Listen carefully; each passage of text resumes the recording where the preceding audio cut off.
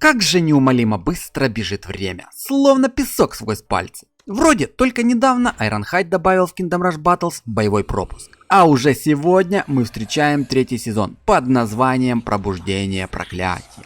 Разработчики продолжают подогревать публику Хаммерхолдом, прямо намекая на добавление в будущем арены данной тематики.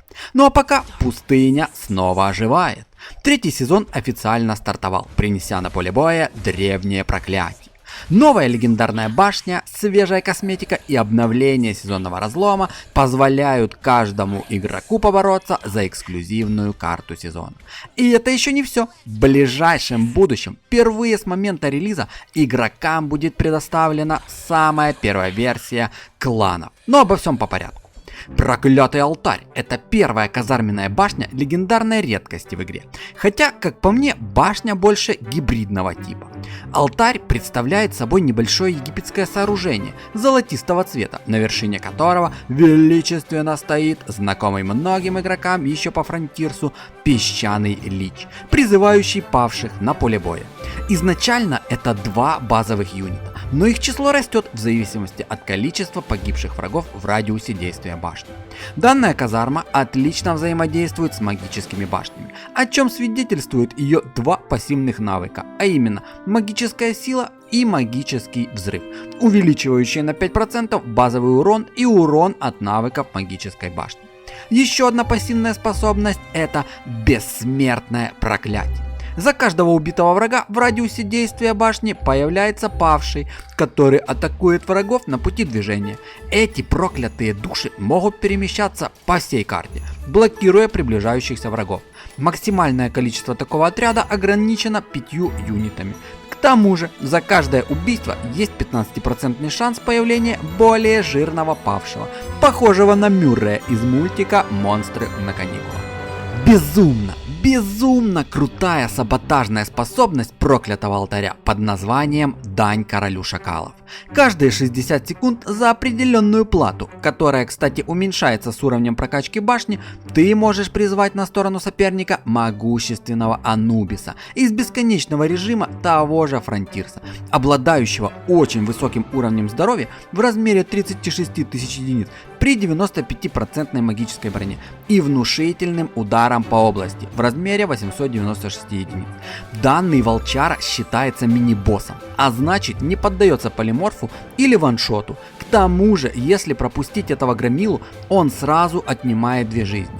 И это реально проблема. Я уверен, эту способность будут нерфить, но до тех пор Анубис успеет попить кровушки многим. Данный навык можно активировать, нажав кнопку в быстром меню башни. Еще одна, на этот раз активная способность башни — порченная кровь. Враги, с которыми сражаются наши павшие в радиусе действия башни, теперь поражаются проклятием, которое увеличивает получаемый ими урон и на 3 секунды накладывает эффект немоты на все навыки мобов. Стоимость способности 130 монеточек. А всего лишь за 200 монет мы активируем способность под названием «Древнее колдовство». Песчаный лич получает возможность применять магические атаки своим посохом, действуя как обычная базовая атака магической башни. При скорости атаки в 1,3 секунды лич может наносить максимальный урон в размере 636 единиц. Но разве не гибрид? Если разместить данную казарму в максимальной близости к другим башням, пополнение павшими будет постоянным. Единственной контрой, без учета некоторых бустов, я вижу гномью артиллерию. Вот этой толстушке точно будет где разгуляться, но с реализацией могут возникнуть некоторые вопросы.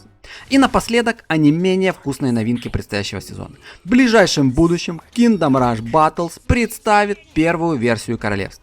К сожалению, по техническим причинам игровая студия не успела завершить все необходимые приготовления, дабы кланы заработали сразу после старта третьего сезона. Поэтому я не могу показать, как именно будет выглядеть данная новинка и детально рассказать о всех нюансах. Единственное скажу, что данный вариант кланов будет больше выглядеть как демо-версия, без рейтинговых наград или сезонных призов, или каких-нибудь клановых ивентов. Но это дает больше времени на подготовку, возможность собрать в клане мощных игроков, заложив фундамент к будущим рейтинговым победам, где итоговый результат зависит от каждого участника сообщества. Каждый желающий сможет создать свой личный клан, либо же присоединиться к уже существующему. При создании своего клана ты сможешь выбрать любую иконку из предложенных, придумать свое название и описание, сделать королевство общедоступным или по приглашению, ограничить количество трофеев для вступления в твой клан и даже выбрать язык. В любом случае, тех, кто активно играет в Kingdom Rush Battles, ждут горячие и полные событий времена. Ну а я, друзья, буду прощаться, берегите себя и да пребудет с вами сила. Всех обнял!